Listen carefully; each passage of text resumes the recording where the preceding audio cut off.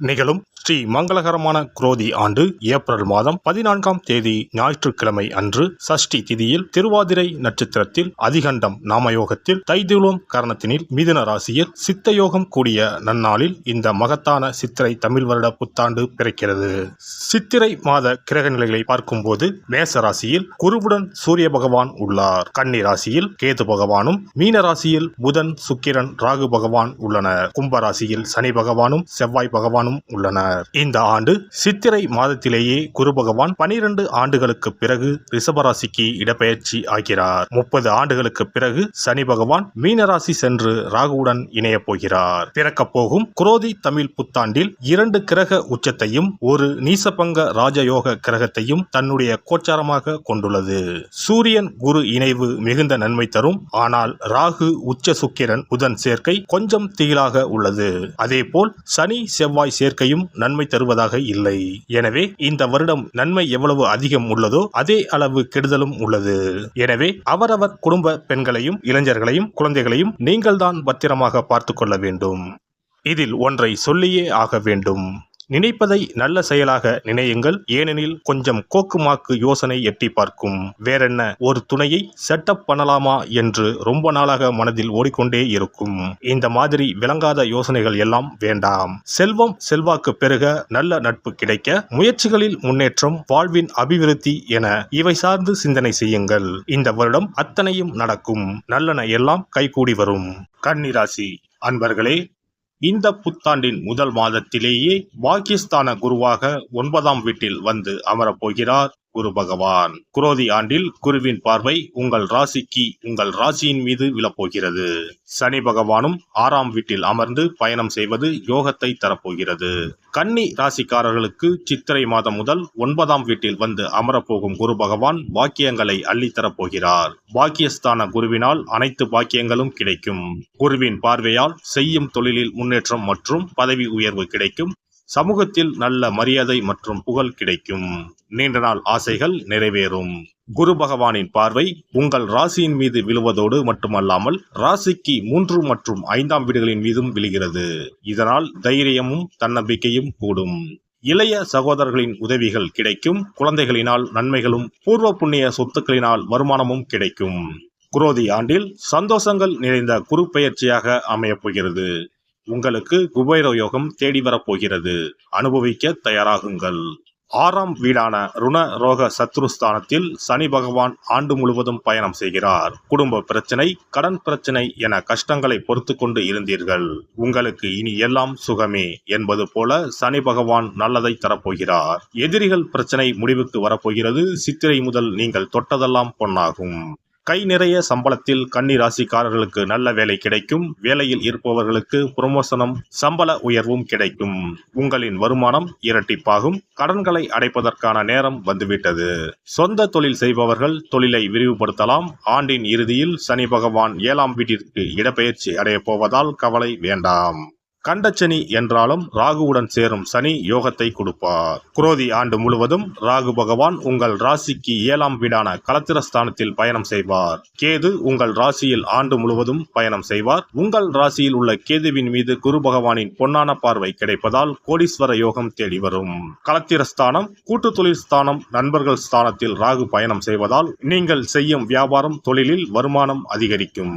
கடன் வாங்கி நொந்து போனவர்களுக்கு புதிய நட்பு, கூட்டு தொழில் உதவிகள் கிடைக்கும். கணவன் மனைவி பிரச்சனை நீங்கி ஒன்று சேரலாம். குடும்பத்தில் மகிழ்ச்சியும் நிம்மதியும் அதிகரிக்கும். சண்டை சச்சரவு ஏற்பட்டு கோர்ட் விவகாரத்து என்று அலைந்தவர்கள் சமாதானம் அடையலாம்.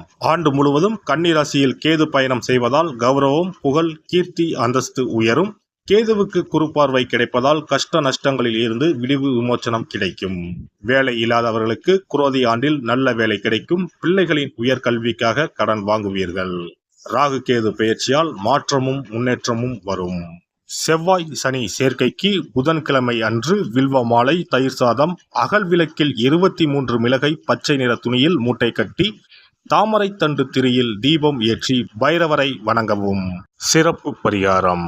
செவ்வாய் தோஷம் நீங்க செய்ய வேண்டிய பரிகாரங்கள் என்னென்ன, வழிபட வேண்டிய தெய்வம் யார் என்பதனை பற்றி காண்போம். நவ கிரகங்களில் சூரியனுக்கு அடுத்தபடியாக செயல் ஆற்றல் உள்ள கிரகம் செவ்வாய். ஆளுமை திறன், ஆற்றல், வீரம், அதிகாரம் செய்தல், வளைந்து கொடுக்காத தன்மை, தர்மம், நீதி, நேர்மை, நியாயம் போன்ற அம்சங்கள் கொண்ட கிரகம் செவ்வாய். செவ்வாய் பலமாக இருந்து நல்ல ஆதிபத்தியம் பெற்று அவரது தசை நடக்குமானால் சகோதர சகோதரிகள் மூலம் பெரும் அனுகூலம் ஏற்படும். பெரிய பதவிகளில் உள்ளவர்கள் தொழில் அதிபர்களின் தொடர்பு கிடைத்து அதன் மூலம் முன்னேற்றம் உண்டாகும். பலமற்ற ஆதிபத்தியம் பெற்று தசை நடக்குமானால் கீழே விழுவதும் அடிபடவும் நேரிடும். வாகன விபத்துக்களை சந்திக்க நேரிடும். இரத்த காயங்கள், வெட்டுக்காயங்கள், இரத்த சம்பந்தமான நோய், சித்தப்பிரமை, தலையில் அடிபடுதல் போன்றவற்றை ஏற்படுத்துவார் செவ்வாய் பகவான். வீண் வழக்குகள், சண்டை சச்சரவுகள், மறைமுக நேர்முக எதிரிகள், பொருள் களவு போகுதல், செய்தொழில் வியாபாரத்தில் திடீரென்று பெருத்த நஷ்டம், அரசாங்க கெடுபிடி, பதவி இறக்கம், மறைந்து வாழும் சூழ்நிலை என்று பலவகை இன்னல்களை உருவாக்குவார். செவ்வாய் முதலான தோஷங்கள் அனைத்தும் நீங்க அவரின் அருளை முழுவதும் பெற செவ்வாய்க்குரிய அதிதேவதையான முருகனை வழிபடுவதும், கோதுமை ரொட்டி, வெள்ளை எள் கலந்த இனிப்பு பலகாரங்கள், துவரை போன்றவற்றை ஏழைகளுக்கு தானம் கொடுப்பதும் நல்லது. செவ்வாய் கிழமைகளில் விரதம் இருந்து செவ்வாய் பகவானுக்கு விளக்கேற்றுவது, சஷ்டி விரதம், கிருத்திகை விரதம் மேற்கொள்வது, தினமும் கந்த சஷ்டி கவசம் படிப்பது நல்லது. மேலும் செவ்வாய்க்குரிய கல்லான பவளக்கல்லை மோதிரத்தில் பதித்து அணிவது, சிவப்பு நிற ஆடையை அணிந்து கொள்வது, செப்பு பாத்திரங்களை உபயோகிப்பது போன்றவற்றால் செவ்வாயால் உண்டாகக்கூடிய தோஷங்கள் குறையும். செவ்வாய் பகவானுக்கு செய்யும் பரிகாரங்கள் அனைத்தும் முருகனுக்கு உகந்தது என்பதால் முருகனின் திருவருளும் கிட்டும். திருமண வாழ்க்கையில் செவ்வாய் பகவானுக்கு முக்கிய பங்கு உண்டு. திருமணத்துக்கு வரன் பார்க்கும்போது பிள்ளைக்கோ அல்லது பெண்ணுக்கோ செவ்வாய் தோஷம் இருக்கிறதா என்றுதான் முதலில் கேட்பார்கள். அந்த அளவுக்கு செவ்வாய் தோஷம் மிகவும் முக்கியமானதாக பார்க்கப்படுகிறது.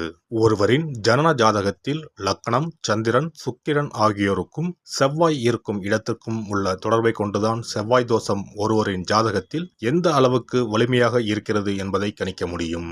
செவ்வாய் தோஷம் இருக்கிறது என்றால் நம்பிக்கையோடு மிக எளிய பரிகாரங்களை செய்வதன் மூலம் தோஷ நிவர்த்தி பெறலாம். செவ்வாய் தோஷம் என்பது திருமண தடையை ஏற்படுத்துவது மட்டுமல்லாமல் மேலும் பல இடையூறுகளையும் ஏற்படுத்தும்.